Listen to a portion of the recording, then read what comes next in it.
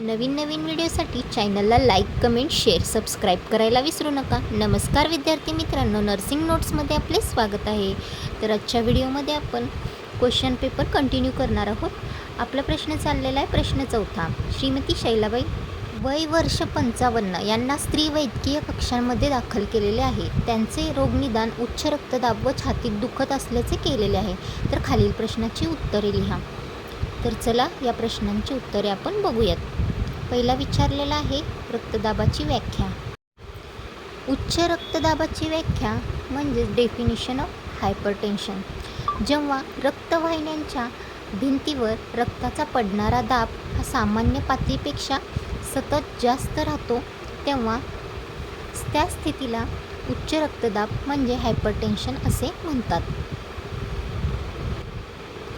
सामान्यतः जेव्हा सिस्टोलिक रक्तदाब म्हणजे वरचा हा 140 mHg किंवा त्यापेक्षा जास्त आणि डायस्टोलिक म्हणजे खालचा हा 90 mHg किंवा त्यापेक्षा जास्त सलग 2 किंवा अधिक तपासण्यामध्ये दिसून येतो तेव्हा त्याला वैद्यकीय भाषेत उच्च रक्तदाब मानले जाते.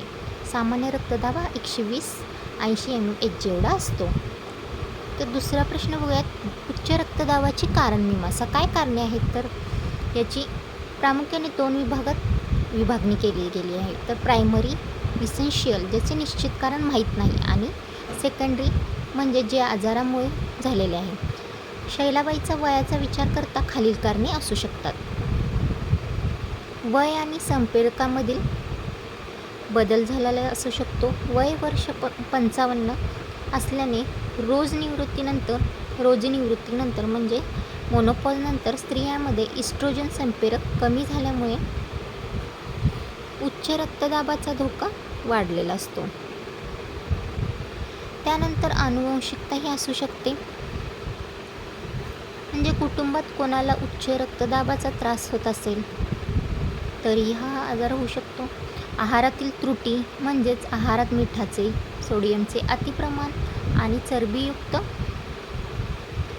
पदार्थाचे सेवन करणे. त्यानंतर मानसिक ताणतणाव हेही कारण असू शकतो. अतिचिंता किंवा मानसिक तणाव यामुळे रक्तदाब हा वाढला जातो. शारीरिक निष्क्रियता म्हणजे व्यायामाचा अभाव असणे, व्यायामाचा अभाव आणि बेठे जीवनशैली. त्यानंतर इतर वैद्यकीय कारणे देखील असू शकतात, जसं की मूत्रपिंडाचे आजार असतील, किडनी डिसीज असेल, मधुमेह असेल किंवा रक्तवाहिन्याची कडक होणे ज्याला ॲथेरोस्क्लेरोसिस असे म्हणतात. नेक्स्ट बघूया श्रीमती शैलाबाई यांच्या करावयाच्या तपासण्या. कोणत्या तपासण्या केल्या जाऊ शकतात तर छातीत दुखणे आणि उच्च रक्तदाब ही लक्षणे पाहता तातडीने आणि सविस्तर खालील तपासण्या करणे गरजेचे आहे. त्या कोणत्या तर रक्तदाबाचे नियमित मॉनिटरिंग करणे म्हणजे BP मॉनिटरिंग. दिवसातून 3 ते 4 वेळा वेगवेगळ्या वेळी रक्तदाब मोजणे. त्यानंतर इलेक्ट्रोकार्डिओग्राम ECG. छातीत दुखत असल्याने हृदयाची गती आणि हृदयाला होणारा रक्तपुरवठा तपासण्यासाठी ही सर्वात महत्त्वाची तातडीची तपासणी आहे. तिसरा पॉईंट आहे 2D इकोकार्डिओग्राफी. हृदयाच्या स्नायूची कार्यक्षमता आणि झडपांची स्थिती तपासण्यासाठी ही टेस्ट केली जाते. चौथा आहे रक्त तपासणी.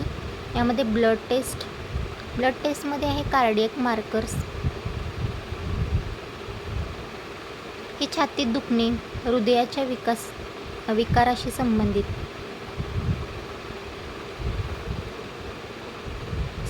तपासणी आहे.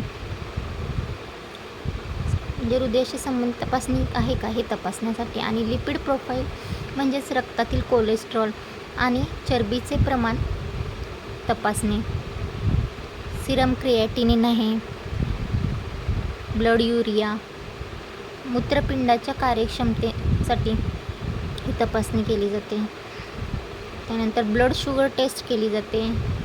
फास्टिंग पी ज्याला म्हणतो आपण, त्यामध्ये सोबतीला मधुमेह आहे का हे पाहण्यासाठी, म्हणजे BP बरोबर कोणते कोणते दुसरे आजार आहेत का, त्यानुसार त्यांना व्यवस्थित ट्रीटमेंट देता यावी म्हणून ह्या बाकीच्या सगळ्या टेस्ट केल्या जाऊ शकतात. डिटेलमध्ये नाही लिहिलं तरी नुसतं ब्लड टेस्टची नावे लिहिली तरी चालतात. श्रीमती शैलाबाईचे वैद्यकीय उपचार बघूयात. मेडिकल मॅनेजमेंट म्हणजे वैद्यकीय उपचार हे डॉक्टरांच्या सल्ल्यानुसार औषधोपचार आणि रुग्णाला स्थिर करणे यावर आधारित असतात. तातडीचा उपचार इमर्जन्सी केअर काय घेतली जाऊ शकते, तर छातीत दुखत असल्यामुळे रुग्णाला पूर्ण विश्रांती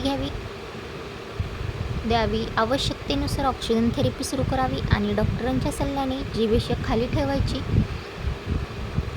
जे गोळ्या असतात त्या द्याव्या आणि जेणेकरून छातीतील कळा कमी होतील. अँटी हायपरटेन्स औषधे, रक्तदाब नियंत्रित ठेवण्यासाठी खालीलपैकी योग्य ती औषधं दिली जातात. याच्यामध्ये आहे AC इनहॅबिटर्स, ARBS, त्याचप्रमाणे बीटा ब्लॉकर्स, मेट्रोपोलोल ॲटिनोल हे हृदयाचा वेग आणि रक्ताचा दाब कमी करतात. कॅल्शियम चॅनल ब्लॉकर्स, उदाहरणार्थ ॲम्लोडिपाईन. ड्युरेटिक्स औषधे कोणती, तर बघा उदाहरणार्थ फ्युरोसिमाइड, हायड्रोक्लोरोथायझाइड. शरीरातील जास्तीचे पाणी आणि मीठ लघवी वाटे बाहेर काढण्यासाठी ही औषधे दिली जातात. त्यानंतर रक्त पातळ करणारी औषधे, अँटीप्लेटलेट्स, अँटीकोॲग्युलंट्स. छातीत दुखत असल्यामुळे ॲस्पॅरिन किंवा क्लोपिडोग्रेल सारखी औषधे दिली जाऊ शकतात. औषधाची नावे जर लक्षात राहत नसतील तर तुम्ही शॉर्टमध्ये पण लिहू शकता. ॲनालॉजेसिक सगळ्यांना माहिती आहे, पेन किलरचं एक घटक आहे. पेन मॅनेजमेंट करण्यासाठी छातीतील वेदना शमवण्यासाठी वेदनाशमक औषधं देणे, शांतता आणि वेदनामुक्ती, रुग्णाची भीती आणि चिंता कमी करण्यासाठी सौम्य सेडेटिव्ह दिले जाऊ शकतात. नेक्स्ट बघूयात, तर शांताबाईला आहारविषयक आणि आरोग्यविषयक सल्ला कोणता द्यावा.